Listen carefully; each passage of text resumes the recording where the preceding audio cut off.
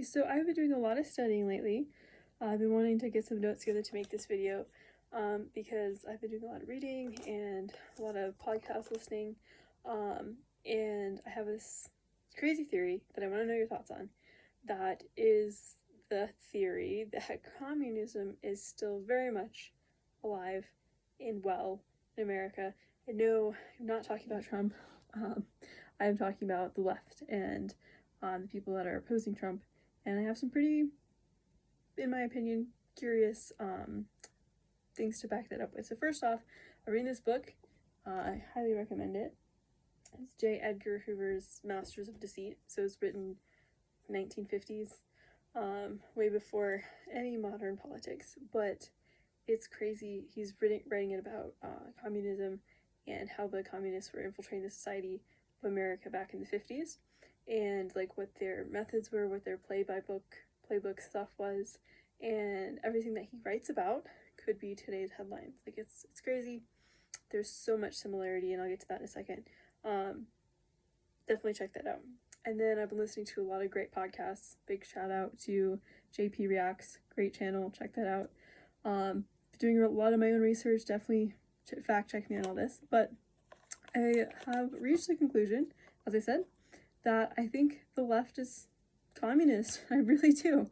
And that sounds crazy. It sounds like a conspiracy theory, but I really agree about it. A lot of the stuff that the left pushes and a lot of their language and the things that they're fighting for is just a total mirror of what the communists were doing in America back in the 40s and the 50s.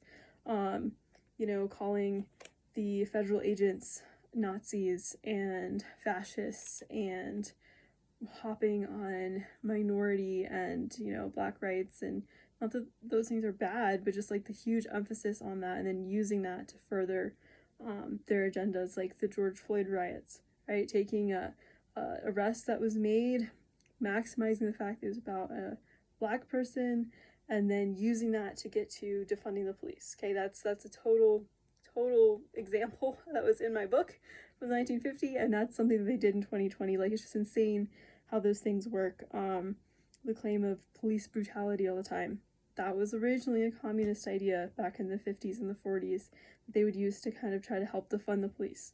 Also, defunding police, communist idea. Crazy.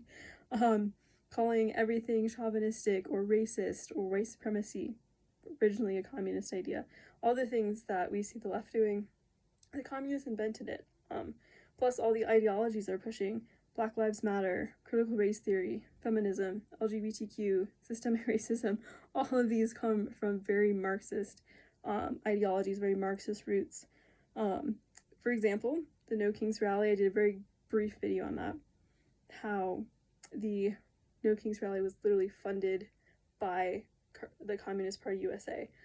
And that's not my information. I literally went on their website and I looked at their sponsors, their public sponsors, and they list the Communist Party USA on there. So that really got my short hairs up, just really so public that the Communist Party is funding these major protests like the No Kings, and I would be willing to bet they had a hand in the BLM riots as well. But yeah, I just wanted to bring this to your attention. Some cool things I've been studying. Really would encourage you to get into studying it as well and look it up, because I truly believe that we did not eradicate communism from America, and that it's still very much alive and well in our world right now, and that we need to really wake up and see what's going on, and do something about it. I would recommend getting involved in church and studying God's word, and then studying the foundations of our country and really being proud about that and pushing that publicly. But yeah, just a thought, do your own research, speak out, and yeah, don't let the left commies win.